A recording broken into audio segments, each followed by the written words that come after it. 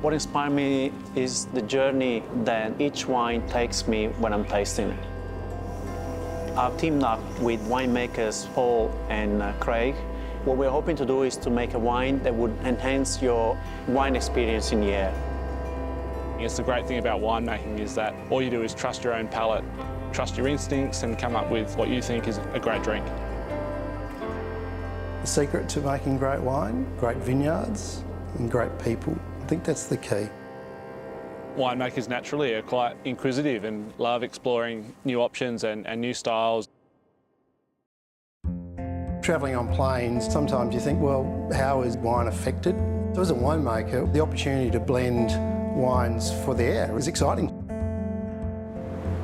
We've used some of the research, but also a bit of our own personal experience of drinking wine above the clouds.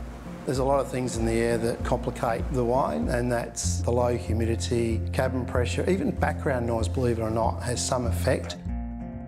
Taste is actually 80% smell, and so with low humidity, low air pressure, your taste buds change and tastes and flavours seem quite different. Sweetness and the flavours of the wine are tuned down and the acidity and tannins are exaggerated. So we've got to create a wine that sort of shows all of its fruit, all of its texture, all of its flavour. As you progress in the flight, your sensory abilities diminish, so drink up in the first half of the flight. The thing I love about blending is that in many ways you kind of leave the science at the door and all you do is just trust your own palate.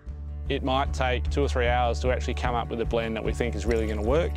It's a bit like what chefs would do. They would may add some more salt or spice. We can't do that, obviously, so we have to look to different characters from different vineyards. And that's simply a process of lining up those wines on a bench, tasting through them and seeing the characters from each parcel and what they give to the final wine. Let's have a look. Yeah. Sure. This is the fun bit. A little bit more fruit would just be what we're looking for. It's a bit of a jigsaw, but in the end it's pretty rewarding. I think we have the 2 blends to take up. We do. Great job, thank you. Well done. Thank you. Good team effort. So let's look at that first wine. Our foundation parcel is really rich and generous and sweet. I love the nose. It's all there, the plums, the spiciness. Hopefully we can get a parcel that works on the land and also at 30,000 feet. The tannins coming back on this one. Yeah, I agree.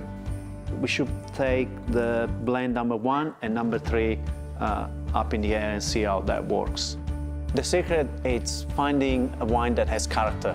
So we're going to take these samples up in the air, we're going to taste them again and see which one is the best specifically to be enjoyed at altitude. We do all the hard work on the ground for everybody just to enjoy the fruits of our labour in the sky.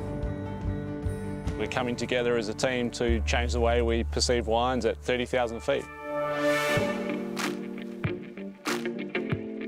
All that hard work today has come down to this. Moment of truth. Let's taste those wines and have a look. After blending 2 Chardonnays, we thought there was more texture on wine A on the ground, and I think we've lost some of that, so it's a big change up in the air. Blend B was really quite textured. Lovely, juicy, sweet fruit that we saw on the ground. I think that's worked. I think that extra mouthfeel that we were chasing on the ground has helped that wine in the air. B it is. Unanimous. So that's great. 2 Shirazes that we hope are really going to work in the air. So blend A, it's lovely and savoury, but perhaps a little too so. Well, B's going to have to be pretty good to beat wine A. Blend B, it too is a pretty lovely wine. And, it's a lovely wine. In many ways I'm torn. Wine B just has probably just a little bit too much structure and tannin. It does show those tannins more strongly than it did on the ground. Wine A is a clear winner for me. I think it's settled. Wine A is the winner. I think we're really happy with the wines we've come up with and we should go and enjoy a glass.